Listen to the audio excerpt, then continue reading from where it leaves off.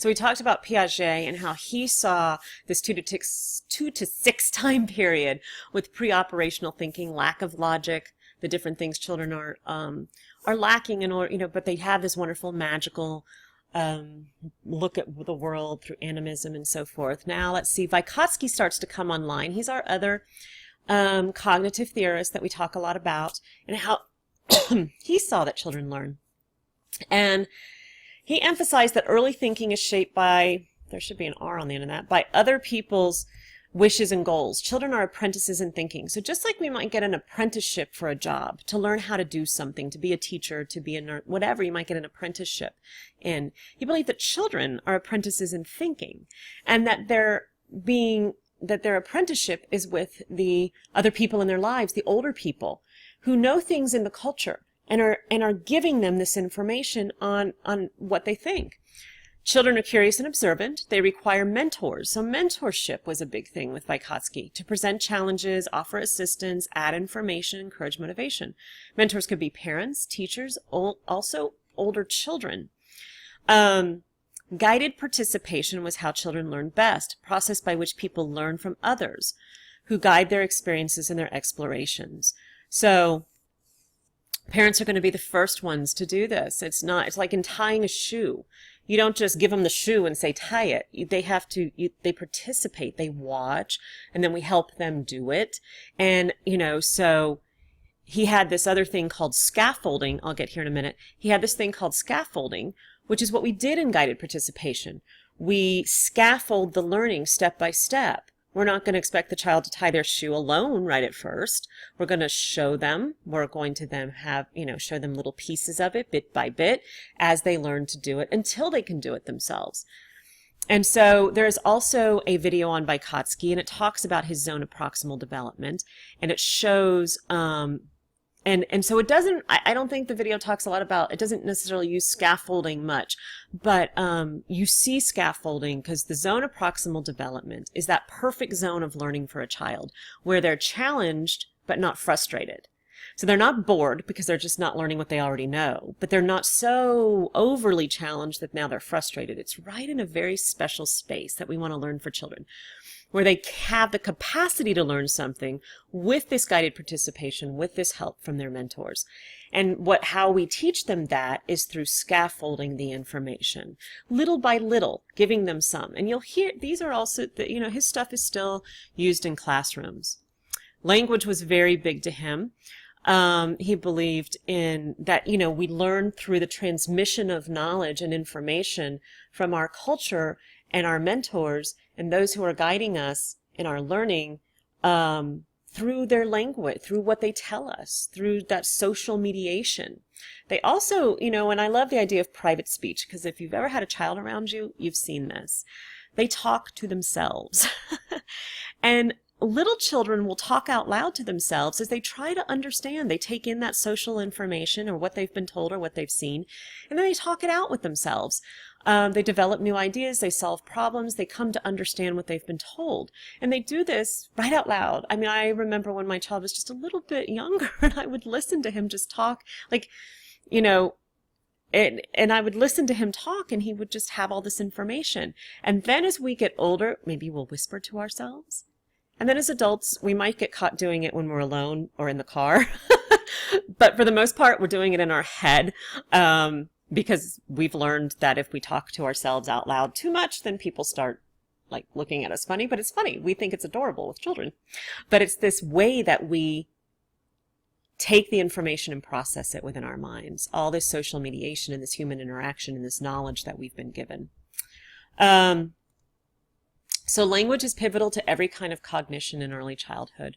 And there have been studies definitely that have shown that a child who is read to more or hears more language and more words and more vocabulary has faster learning of language and a wider vocabulary. Early childhood is a sensitive period, the best time to master vocabulary, grammar, and pronunciation. The average child knows about 500 words at age 2 and more than 10,000 by age 6. That just shows you how it grows exponentially as their world grows. They have more opportunities through preschools and people, and their language capacity is growing to take in this information. But it's important that they get it. My son had a friend in kindergarten, first and second grade.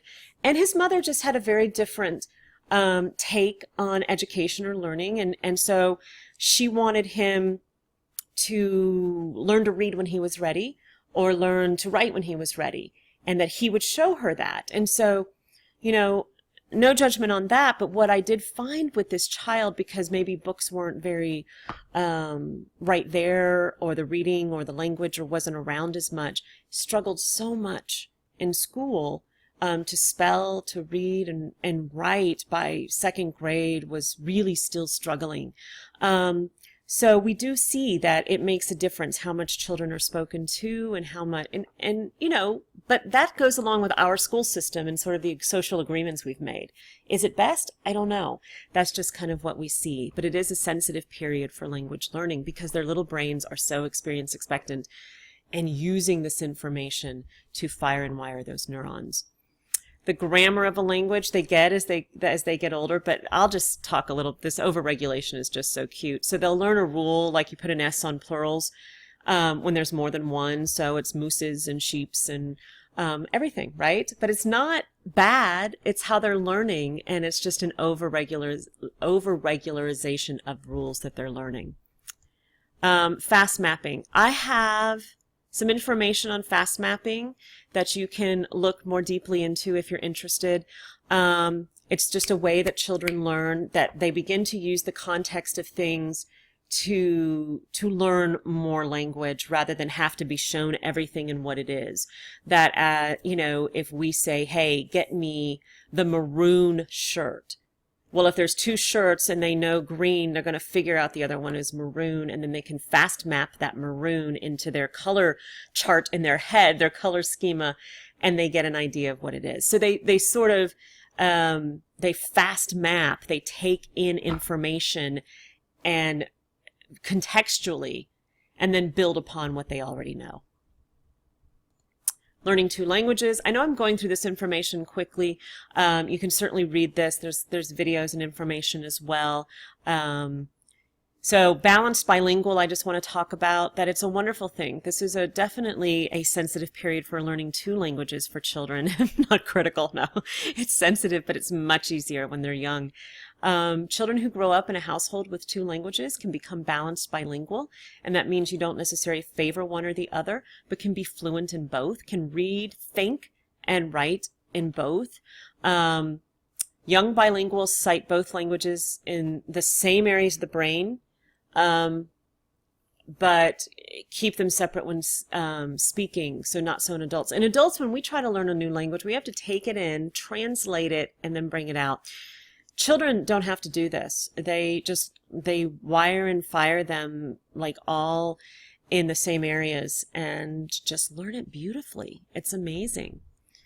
So that's all. I think the balanced bilingual thing, if any of you are balanced bilingual or grew up in a home where there were two languages, or English is your second language in a home, it's an interesting topic in terms of, especially for first generations who have come to the country and their parents didn't know the language very well either, and how a lot of them become interpreters for their parents into this new culture and into the language of the new culture, and how they work to adjust their, culturally between this culture and the cultures at home.